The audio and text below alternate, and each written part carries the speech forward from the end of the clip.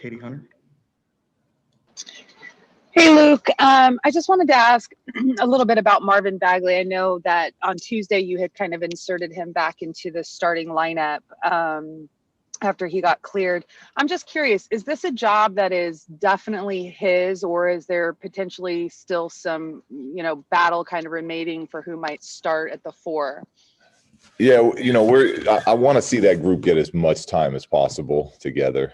And, before opening night, obviously, we'll look down and see what group we think gives us the best chance of winning a ball game.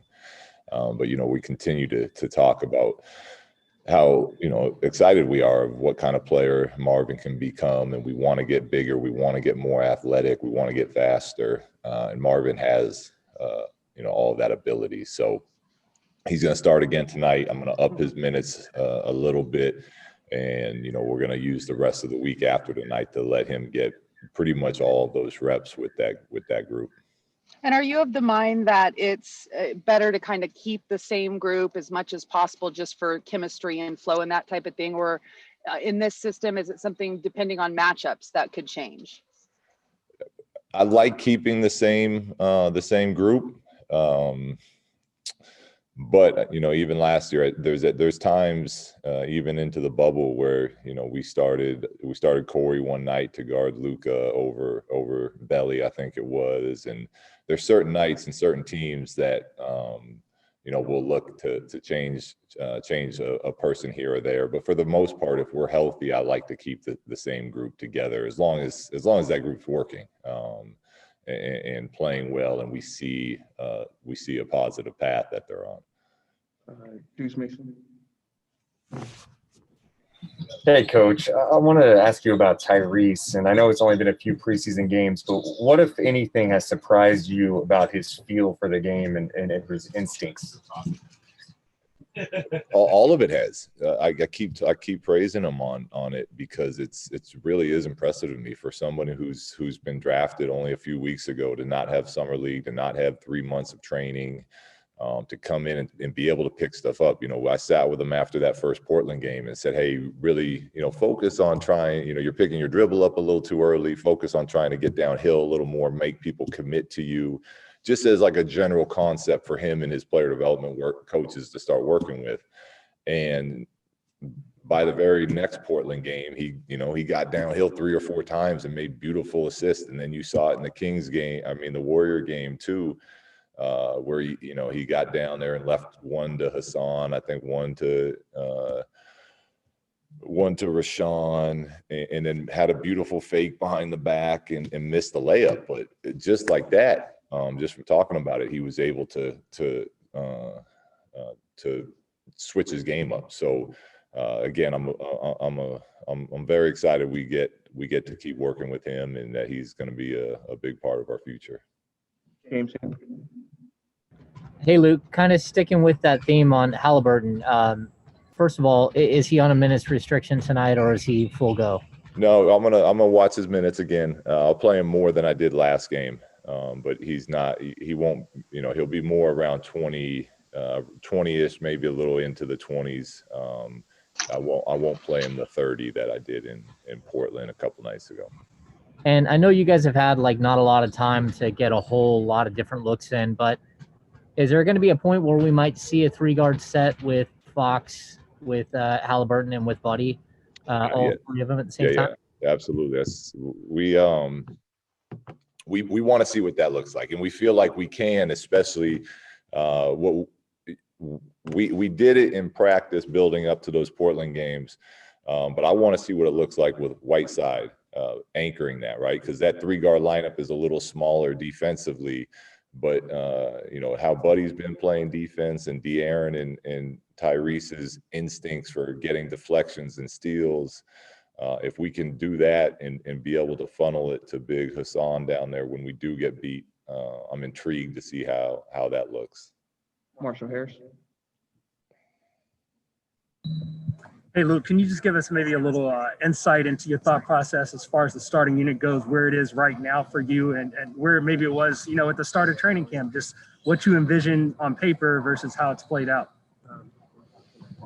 Well, this was a tough training camp to plan for because we normally get all of September to see everybody. We didn't see anybody. In fact, our gym was completely closed even to guys that were in town building up to it. So, the staff and I came in with an open mind, and really just wanted to see, let's see first of all, who's ready, who's in shape, who's ready to play.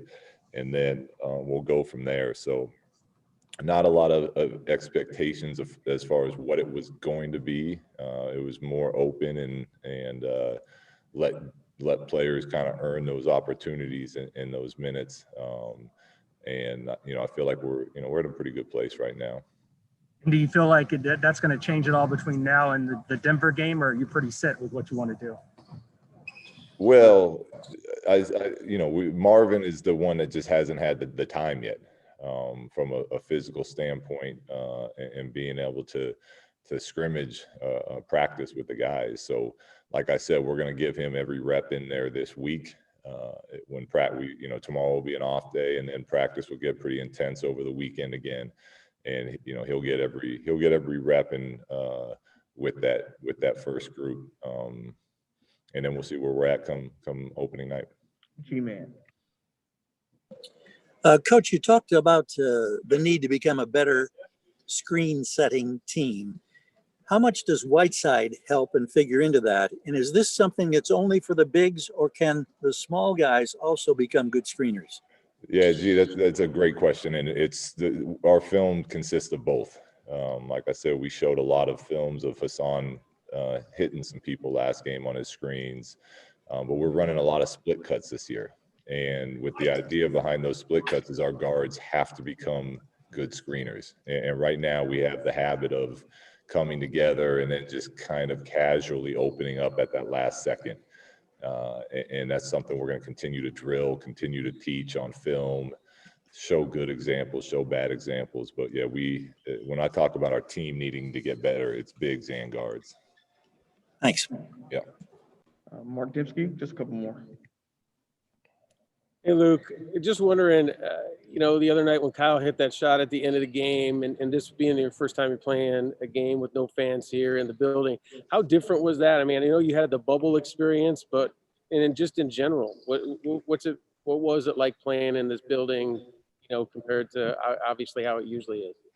Yeah, it's strange for sure. I mean, there is some crowd noise, but then the crowd is cardboard cutouts and not real people. So like there's some strange feel to the building for sure.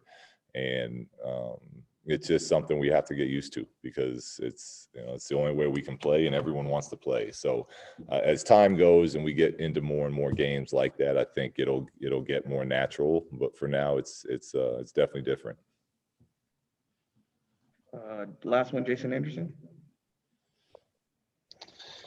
Hey, Luke, you've talked about Marvin and how you want to see the fluidity on offense improve a little bit with him on the floor.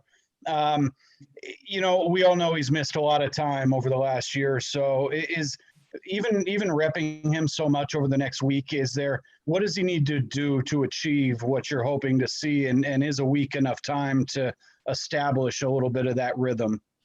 Yeah, it's not ideal time, but I think the answer to that is reps. It really is. It's you go through it. It's why we practice. It's how you get to this level. You do the same thing every single day more than the person that you're beating out, and you have that desire, and then you do that individually, and then you do it as a group, and we go through 5-on-0 and we run the same cuts and we run the same play, and when we get to scrimmages, the guys get used to playing with each other and what to look for and where to take advantage.